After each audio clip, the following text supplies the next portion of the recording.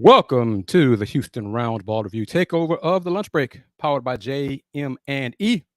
I'm, of course, KG Chris Gardner, owner of the Houston Roundball Review. It is the 4th of July. Hope you are doing a good job keeping cool out there, wherever you are in the interwebs, in the world, and all those fabulous places. I'm reposting the link on Twitter so folks can watch it right there on my man AJ Jones Twitter feed. So you can follow it via the Houston Roundball Review Twitter platform. But you're also able to watch the show on Facebook, Twitch, Fire TV, YouTube, of course, at the Houston Roundball Review on YouTube, but also via Roku at BS3, BS3 TV, BS3 Network. Watching on Roku right now, live on Roku. Yes, live on Roku right now. If you have your Roku streaming device, just download BS3 TV. If you don't have it, you can just go to bs3network.com or bs3tvlive.com. Got folks chiming in. Thank you very much for joining me and watching me on the platforms. I love my university. I love my alma mater, the University of Houston. I'm a proud graduate of the University of Houston. I love it so much that I will call it out and criticize it when it's warranted, especially athletics. That is the Houston Roundball Review, the Houston Roundball Review Media Group. Cover basketball, football, sports. Joseph Duarte, colleague with the Chronicle, tweeted a few days ago that the Houston Cougars softball coach, Kristen Vesely, got a 1-year contract extension. Her contract now lasts through the 25 season. Why? But one of the interesting things about her contract is the date of the signature signed on the contract. Coach Vesely and former AD Chris Pesman signed the contract last year. So the extension was going into effect before the first year in the Big 12. The general counsel and the interim AD, the finance person, did not sign it until last month. Take a look. You can't read it very clearly. I make it a little bigger. Chris Pesman and Coach Vesely signed it June 23rd, 2023. 2023. Raymond Bartlett, interim AD, Vice President of Athletics, and General Counsel signed it June 25th, 2024. Look to the right side there, everyone watching. Those records, that 25-30 overall, that's this past season. 4-23 in the Big 12. Last season, 20-30 overall. 7-10 in the American. Previous, 27-1 overall. 8-9-1 in the American. Before that, 17-33 overall. 8-16 in the American. Family. I'm not even talking about the off-field controversy surrounding the program. The wins and losses do not justify another year for Coach Vesely. What is Houston doing? Why would Chris Pesman agree to another $117,000 for a coach who's underperformed in her tenure as head coach at Houston Cougars softball? And then why would the general counsel and the interim vice president of athletics sign off on it last month after a 4-23 record in conference play? What is going on over there? And if you're wondering, oh, it's just softball with its strangeness and delays and contract signings. No, there's not. No. Houston Cougars women's head coach, Ronald Huey, who y'all know, y'all follow the Houston Roundball Review on all the platforms, social media, YouTube, Instagram, Threads, Spoutable, Facebook, Twitter. I am not a fan of the lack of production from Coach Ronald Hughey and the lack of NCAA tournament appearances by Coach Hughey's program. Look at this. Now, let me back up real quick. Now, as far as I know, Coach Hughey's contract still does end May 31st, 2025. Okay? That's what this is from. This is a signed contract, open records request. All right? Coach Hughey and Chris Pesman signed this contract, same date, September 10th, 2021. However, President Couture did not sign it until June of 2022, one day after the same general counsel signed it. So what is going on? Why a 9-month difference to sign contracts? Are you trying to delay the open record requests? What is the rationale? Softball has not had success for quite a while. Women's basketball hasn't had success under Coach Hughey, period, in terms of going to the tournament. 0 for 10. Soon to be 0 for 11 because they're not going this year, barring some miracle. And of course, again, I hope I'm wrong. I would love, as some of my friends have ribbed me, I would love for Coach Hughey to say the Cougs win the Big 12 tournament, or Selection Sunday, that Houston name pops up on the screen as a member of the field of 68. And the press conference, Coach Hughey calls me out and says to the media, one person in particular, he knows who he is. I told him we get it done. We got it done. How you like me now? I hope he does that. I hope he does. I don't see it happening, though. But why the delay in the signing of these contracts? University of Houston. What is going on there? What is the rationale there? We are supposed to be, so they claim, we're part of big time athletics. We want to compete for championships. 10 straight years under Ronald Hughey, 0 trips to the tournament. Under Coach Vesely, again, look at these records in softball the last 4 years. Look at that. That's not trips to the tournament. Y'all see it right there. So what are we doing? And I say we because, again, if you don't know, if you are new to this show, if you are new to the Houston Roundball Review, welcome. Come again. Don't be a stranger. But I am a proud graduate of the University of Houston class of December 1994. Yes, I am that old. Been on this earth 52 years. A proud graduate of the University of Houston. But I do not understand what in the hell is going on in softball, women's basketball, baseball. But anyway, enough of that. I'm going to talk Cougs, one of the successful teams over there at the University of Houston. Men's basketball. Jamal Shead, chosen in the NBA draft last Thursday. He's now a member of the Toronto Raptors. But before I get to that, the Big 12 announced the results of its football media preseason poll.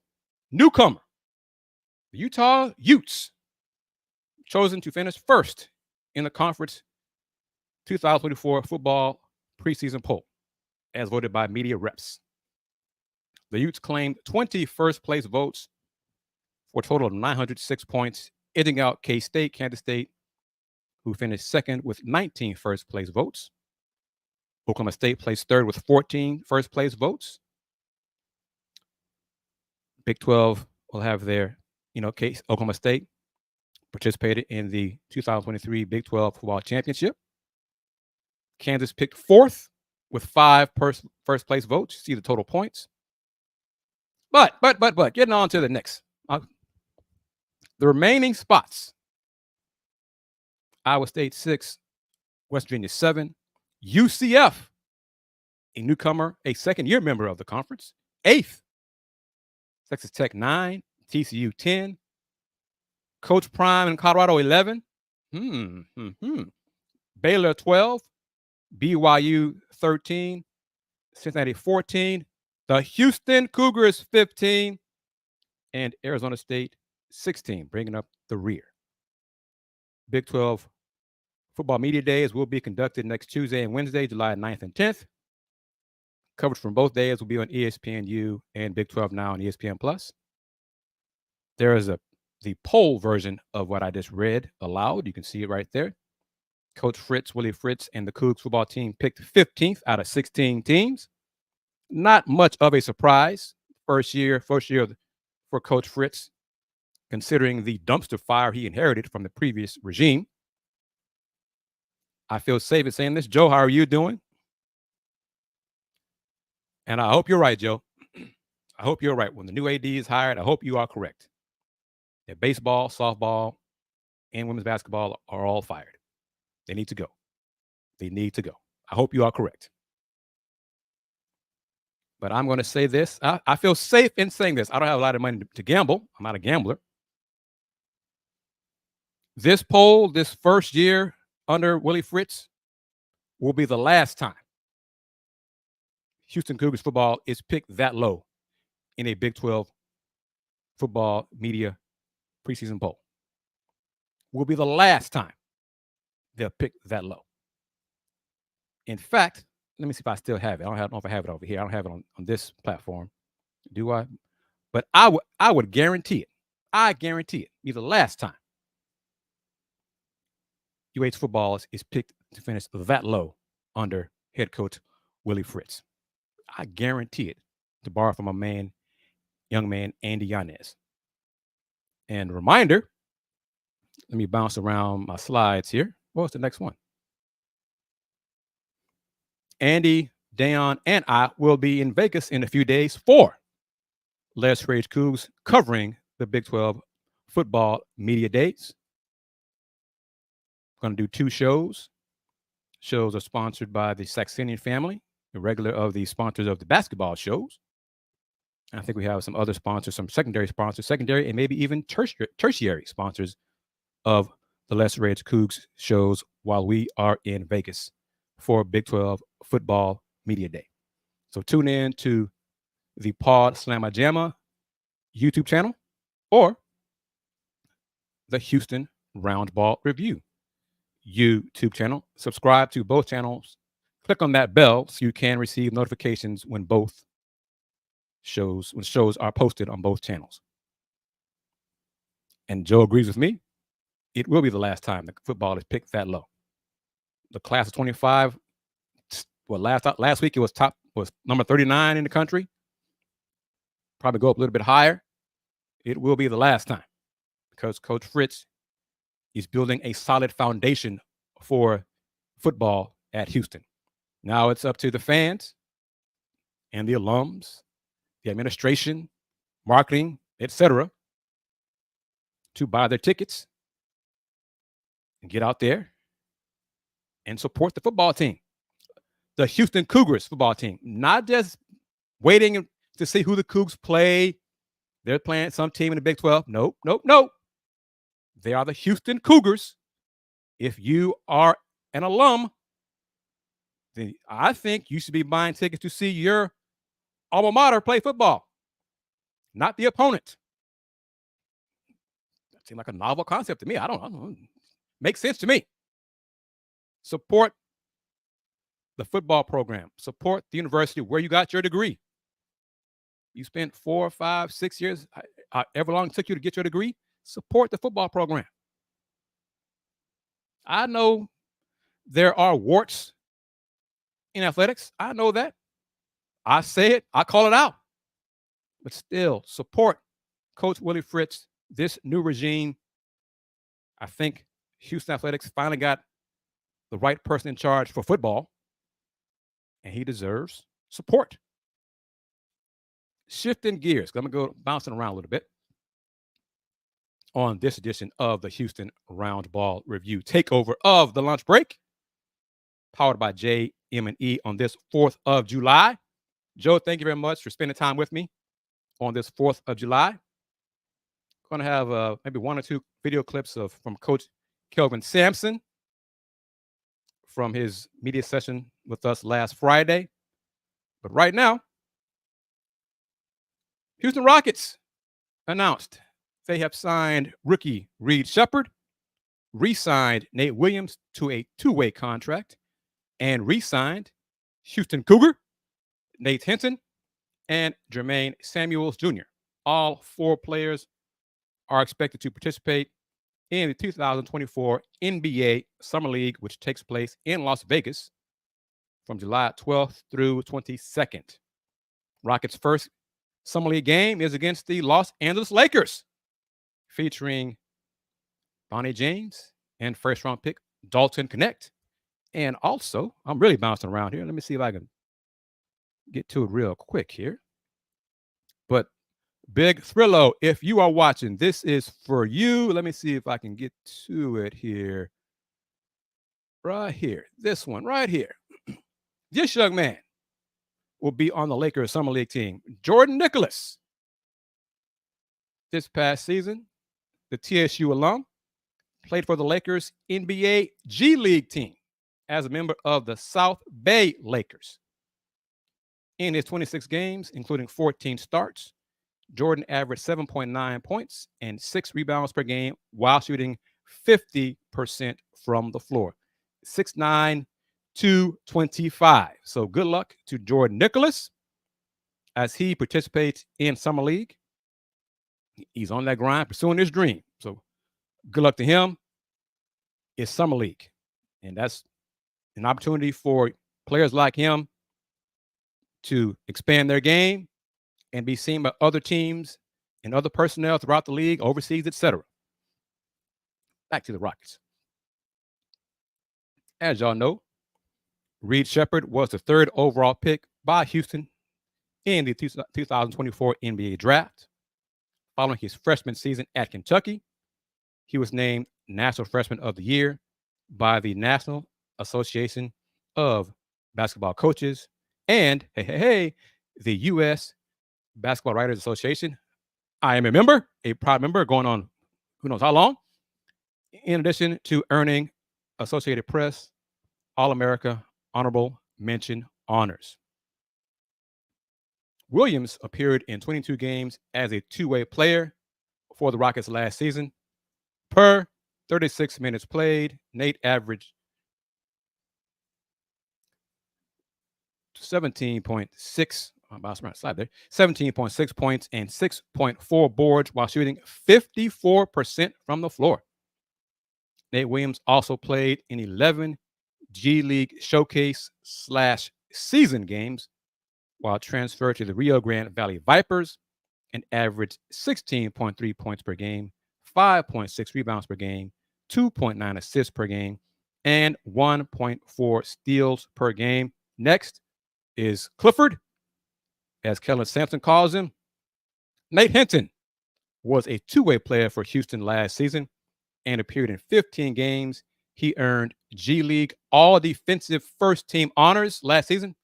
That's what he does, while averaging 13.7 points per game, 7.2 rebounds per game, 5.1 assists per game, and 2.3 steals per game in 37 G League showcase / season games for the Vipers. Samuels appeared in 14 games as a rookie two-way player for the Rockets last season. He also played in 38 G League showcase games for the Vipers while averaging 19.5 points per game, 7.8 rebounds per game, 3.7 assists per game, and 1.1 steals per game. Rice Owls, big man.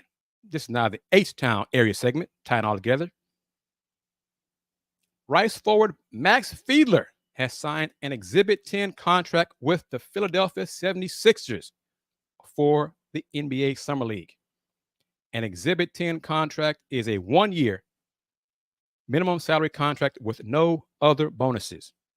The Exhibit 10 attachment gives NBA teams the ability to convert the contract into a two-way deal, but only if they do it before the start of the regular season. They are usually non-guaranteed, allowing teams to waive the player without taking a cap hit.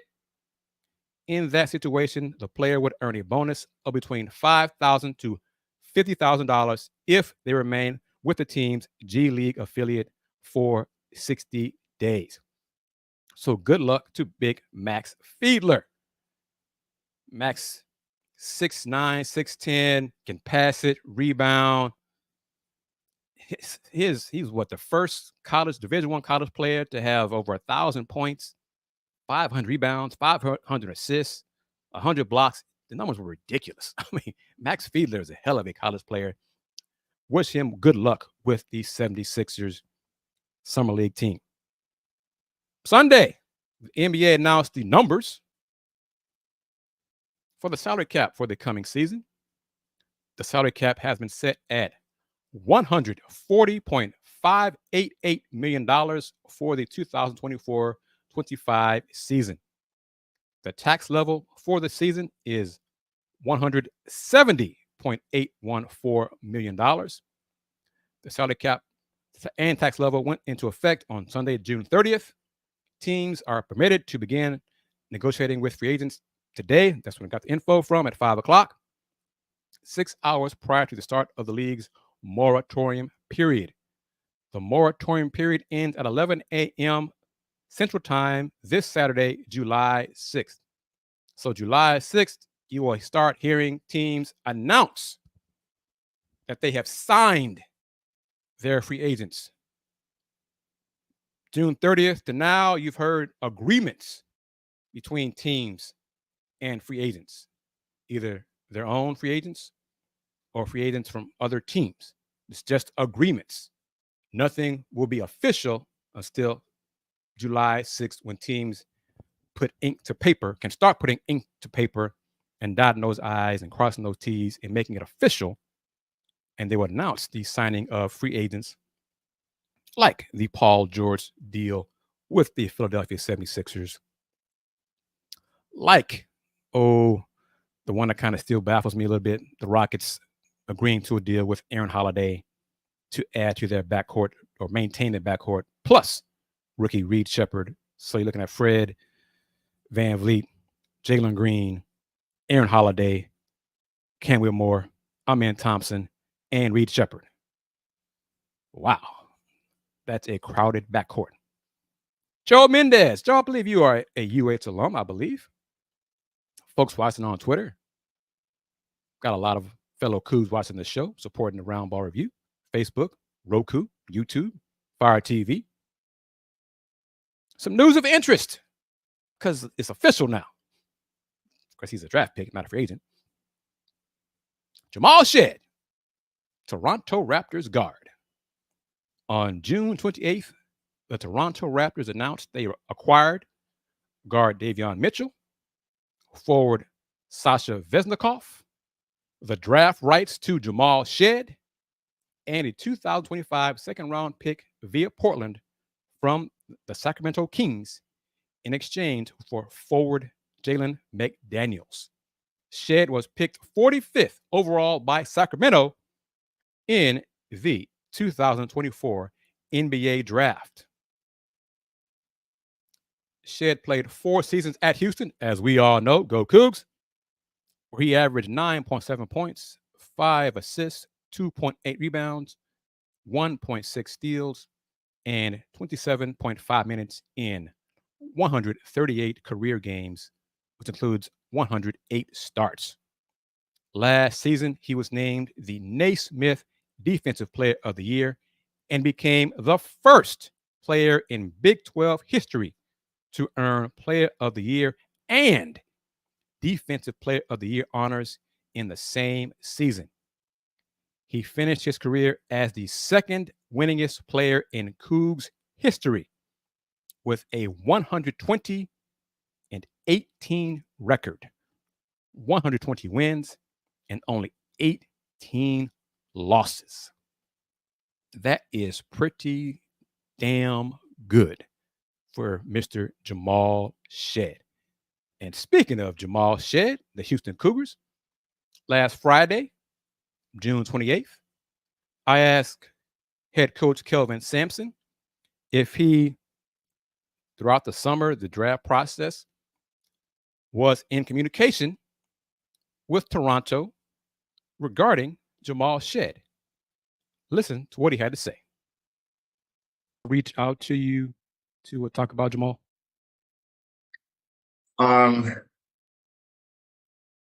Well, yeah, and indirectly. In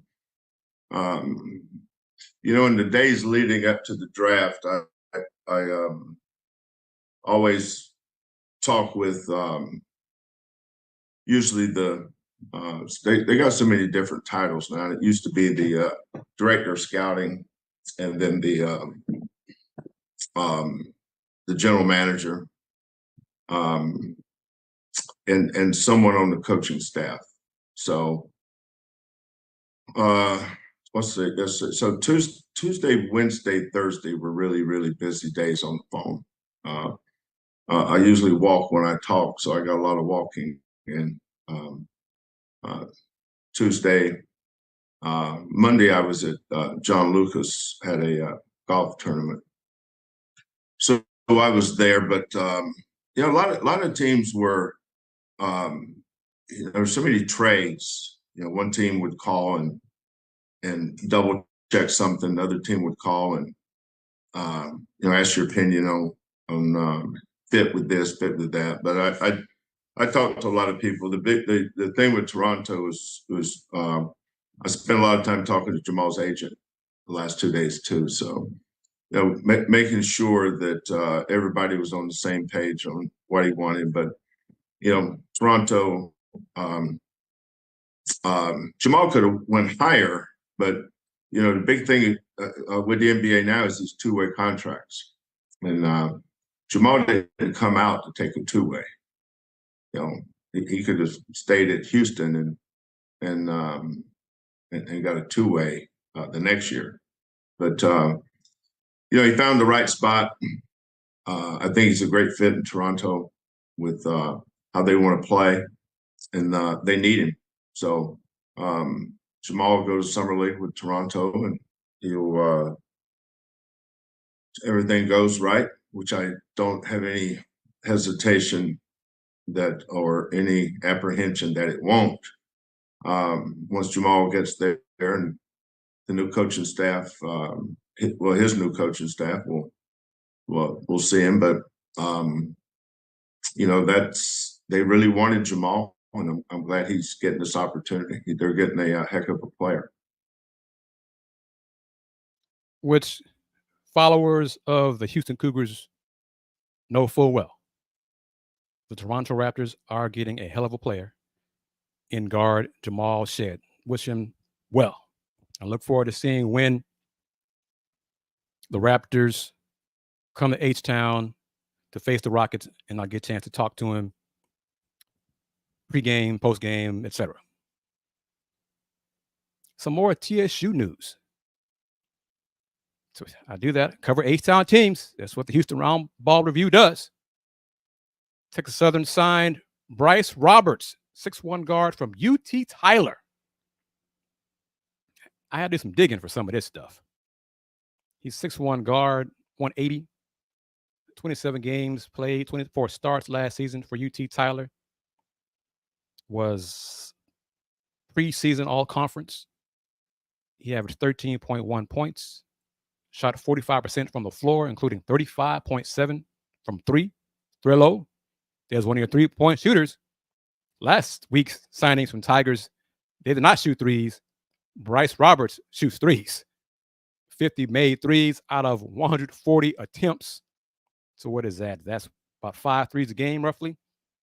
And he shot 73.9% from the foul line, averaged 4 boards per game. At assist turnover ratio is not ideal, but I'm sure Coach Jones and the staff, Coach Johnny Jones at TSU and his staff will work on that. 45 assists, but 49 turnovers, so not even rounded up 1-1, and 2.2 steals per game. Prior to UT title, he was at LSU Eunice, and I couldn't find stats for him from LSU Eunice. But Bryce Roberts is the newest member for Texas Southern men's basketball. Bottom of the hour, going to take a quick 35-second break to let folks know who are new to today's show, who are new to the Houston Roundball Review Takeover, to give them an idea of what BS3 TV, BS3 Network is all about. Because the BS3 Network is changing the way you watch television. Be right back in 35 seconds. BS3 Network, changing the way you watch TV.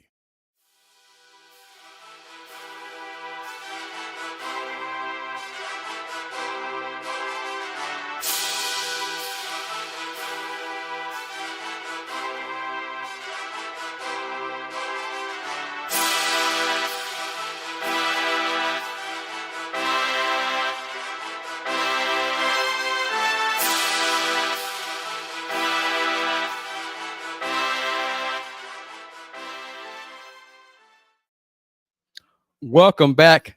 Welcome back to the Houston Roundball Review Takeover of the Lunch Break, powered by JM&E. I am KG Chris Gardner, owner of the Houston Roundball Review. You're watching the Takeover on YouTube, Houston Roundball Review YouTube channel, Twitch, Twitter, X, Fire TV, and Roku. Yes, Roku, courtesy of BS3 TV. If you don't have Roku, don't have a Roku streaming device, you can just download BS3 TV. If not, just go to bs3network.com or bs3tvlive.com. I got a smile on my face because during the break, that quick break promo for BS3 TV, Shams Charania from the NBA Insider tweeted, and it ties into the clip I just played of Coach Kelvin Sampson. Coach Sampson referenced it. Coach Sampson said it, that Jamal could have gone higher in the draft. Jamal Shead could have gone higher in the draft, but he was not going to. He and his agent now want to sign a two-way contract. Shams Charania. Sources: Toronto Raptors, number 45 overall pick, Jamal Shead, has agreed to a 3-year, $6.11 million rookie contract. The former University of Houston star guard starts his pro career on a standard contract with the first 2 seasons guaranteed. How about that? How about that? Jamal, 3-year deal, $6 million and some change, and the first 2 years are guaranteed. Salute to Jamal Shead and salute to his agent. And I'm going to be funny but serious at the same time. I hope Jamal and his agent, his reps,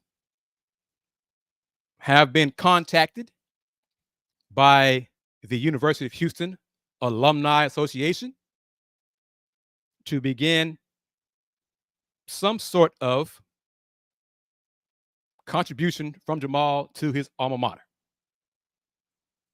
Because I don't know how often, how well the UH Alumni Association reaches out to its pro athletes, asking for donations, contributions. I kind of imagine that they kind of dropped the ball on that and need to do a better job. They need to do a better job.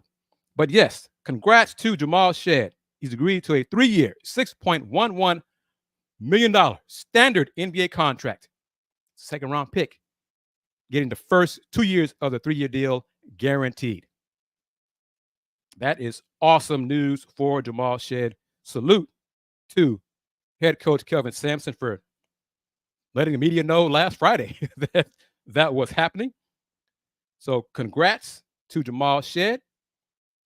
Gonna play another clip. I got a few things. I'm gonna talk about the WNBA after this video clip from Coach Sampson. This again is from the June 28th media session. But in this clip, Coach Sampson talks about the new or the currently open athletics director position at Houston. And he believes, Coach Sampson believes, the next hire will be stepping into a gold mine opportunity for success in leading Houston athletics. Check it out. But I'll say this.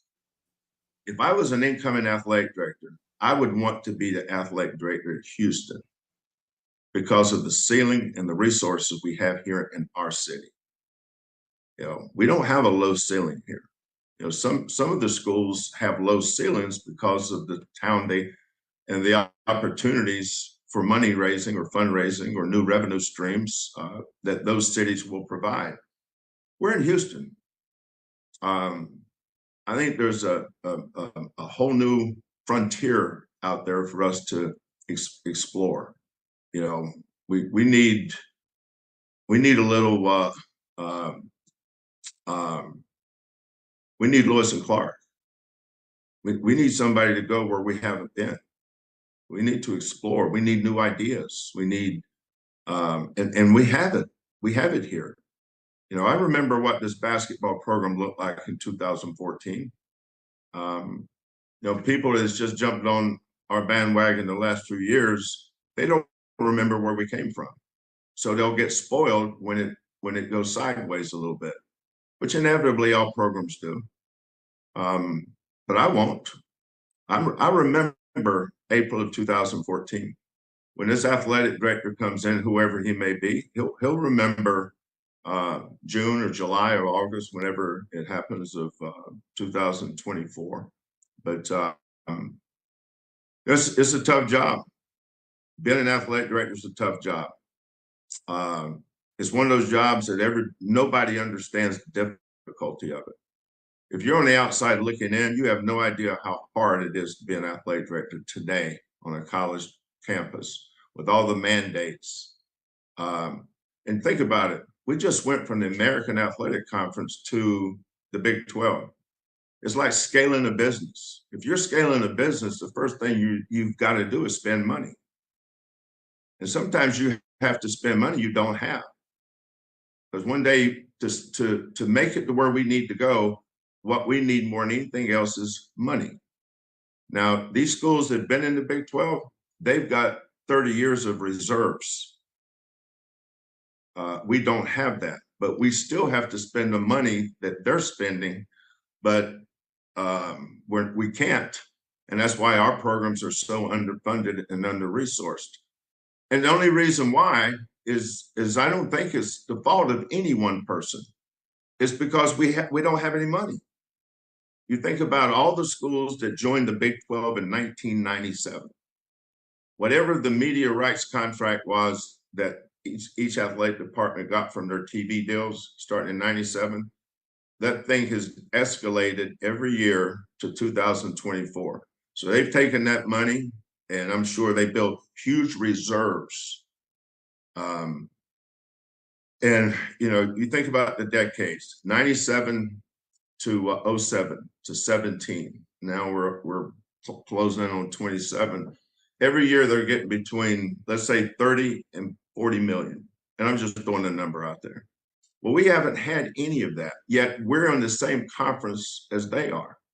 And people on the outside want us to be the same as them. It's going to take us a while. It's going to take us a while. But I have great faith in this city.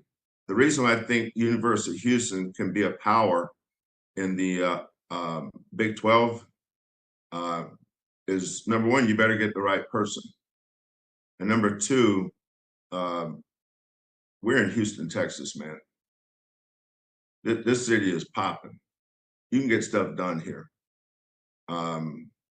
but you got to go do it. But it's a great opportunity for somebody. Somebody's getting a great job. I don't care how bad it looks financially right now. I remember I remember what it looked like in 2014. So it can get done. Better get the right person. Amen. Amen. It can get done.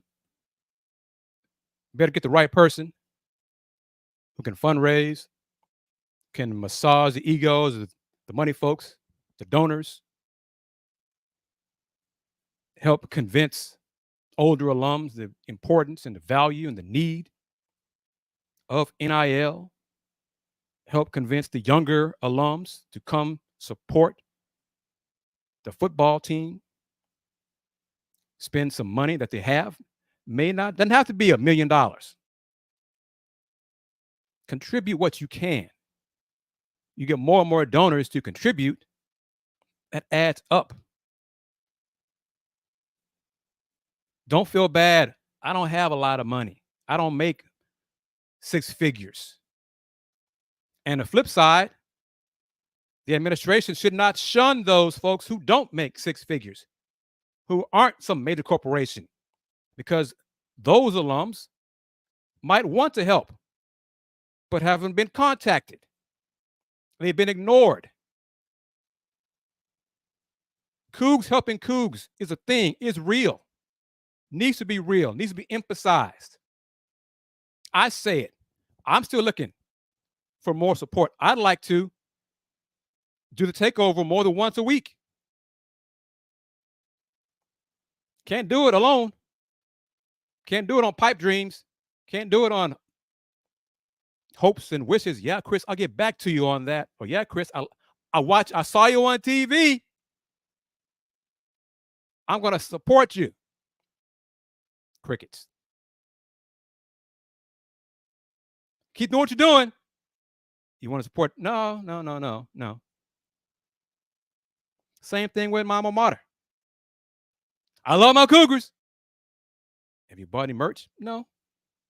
Bought any tickets? No. Gone to a game? No. Watch them on TV? No. Do you tell your friends where you graduated from? No. What is that? I tell everybody, everybody who's listening, I am a proud graduate of the University of Houston. I love my school. My school ain't perfect. Who is? I have flaws. I want and believe my school can do better, can and should do better.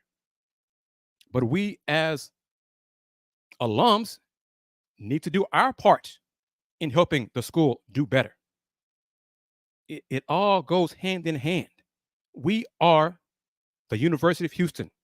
We live in, many of us, hundreds of thousands of us, live in this city of Houston or the greater Houston area.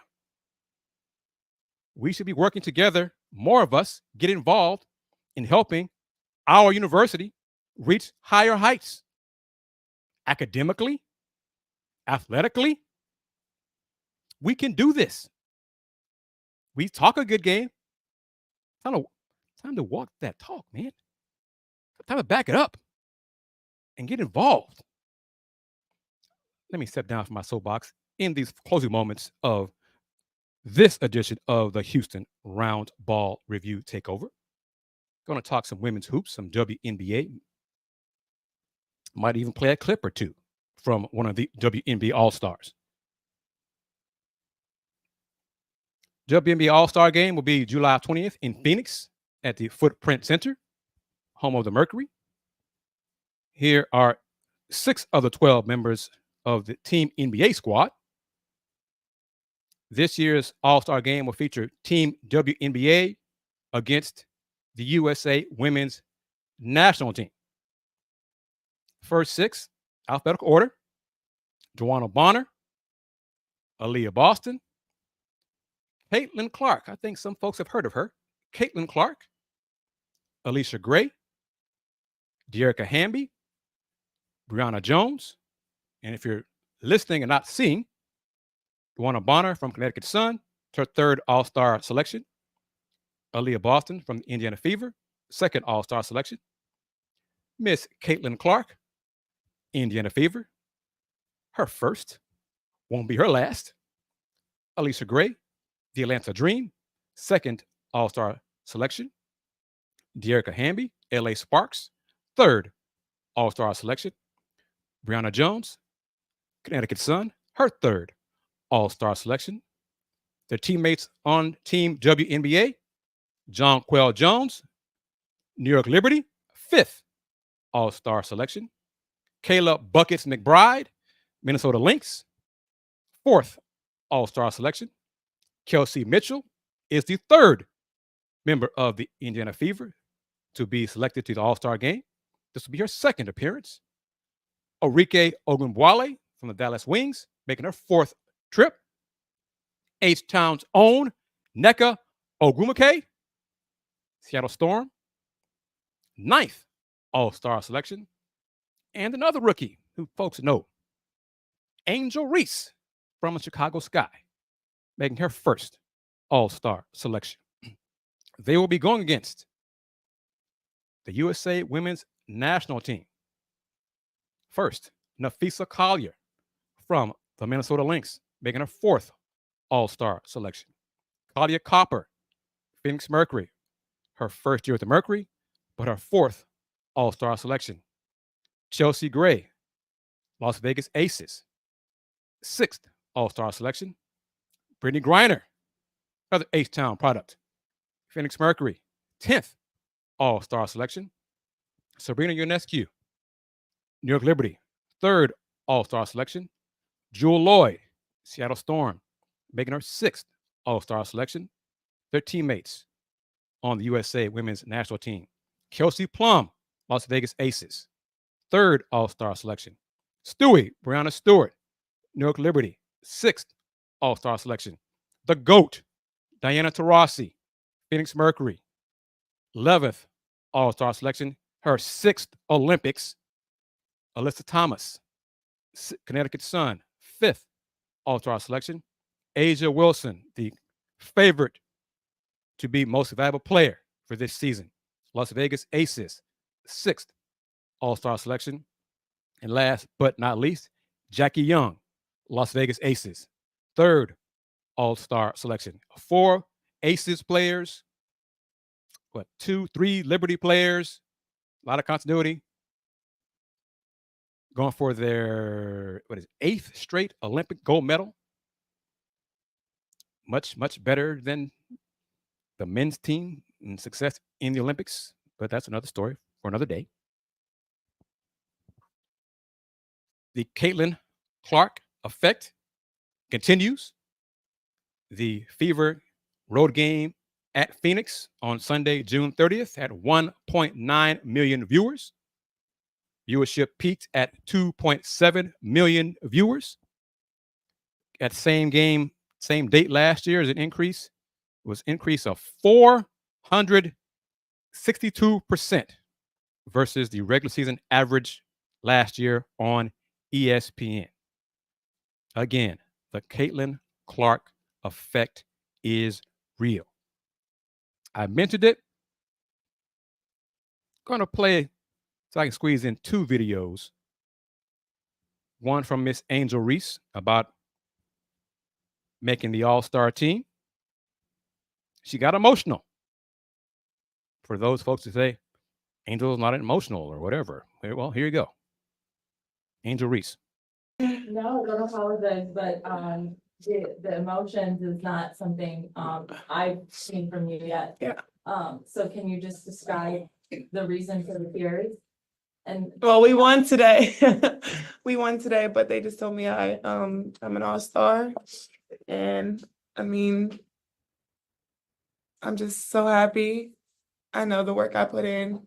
Coming into this league, so many people doubted me and didn't think my game would translate and I wouldn't be the player that I was in college or better or would be worse and wouldn't be where I am right now. But I trusted the process and I believed, and I'm thankful that I dropped to 7 and was able to come to Chicago, and like it's just a blessing. I can't thank my teammates and my coaches enough for just believing in me and trusting me, and I know all of them are gonna come to Phoenix and support me. So I'm really happy right now. You've talked a lot about your journey with this game and all of these accomplishments you've made along the way. I'm curious, how old were you the first time you picked up a basketball, and were these dreams you had back then? Yeah, so I picked up a ball when I was 4. My mom had me playing with my brother. My brother also plays basketball as well. And my mom and dad both play basketball. Being an all-star was never really on my list. Of course, being a champion, I really don't write down individual accolades. I always write down what I want as a team, and walking out of there, I always wanted to be a winner. In college, I wanted nothing but to win, and going to LSU and being able to win that national championship and then coming to Chicago and wanting to build this back up. It starts somewhere, and I have to kind of give myself some grace of what I'm doing as a rookie. But yeah, being an all-star wasn't really on my list as a rookie. Even just playing, I didn't even know if I was going to start. Like just being able to just take things day by day and just work, and have coaches that really believe in you is special. Once again, that was Chicago Sky rookie Angel Reese.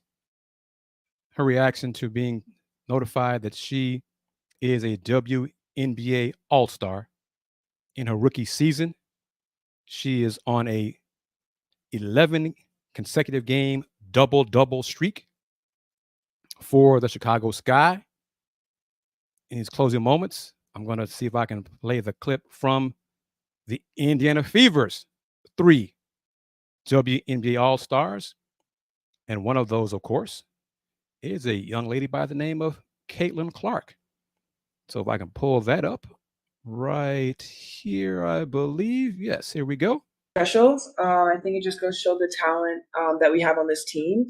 It's really amazing to be able to play together as an all-star, but also I think this is really exciting for Caitlin being a rookie coming in and just having an impact the way that she does. And so, yeah. Like you said, it's a really, really big thing for our franchise, but I think more importantly, kind of shows where we are as players and where we aspire to be individually.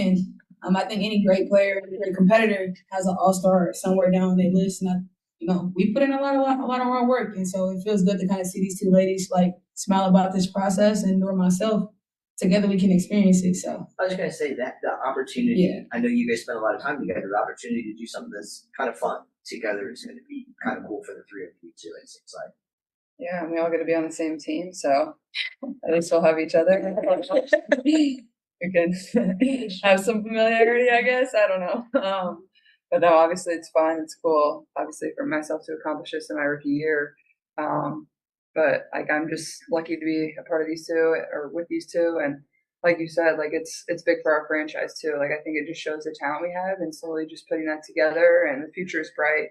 Obviously, me and AB, year 1 and year 2. Kelsey is a little bit older, but other than that, that's pretty exciting.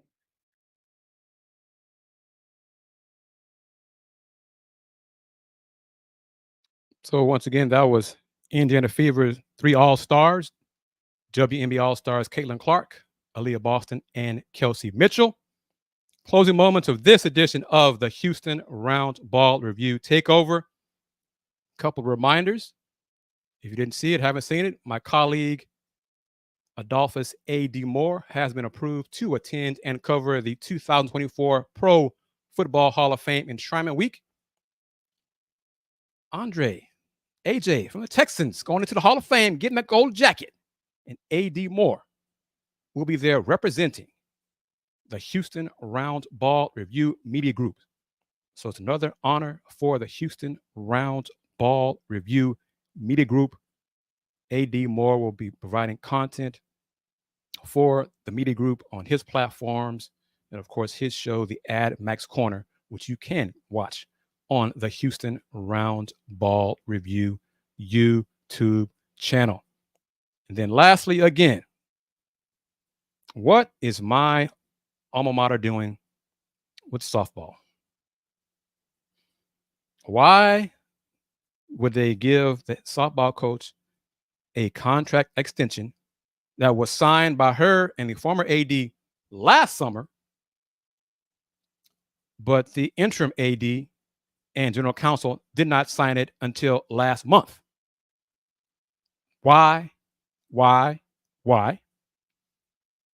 It's a pattern, apparently, in not signing contracts in a timely manner, because head coach Ronald Hughey's, the women's head coach, he signed his contract, his last one, on the same date as Chris Pesman in September of 2021. But the president, Renu Couture, and general counsel did not sign it until June 2022. Of course, I could argue both contract extensions were a mistake. I believe both contracts end in 2025. And I hope that's it for both those coaches who have not performed up to the job. And the job is to get to the NCAA tournament. That's what we have been told.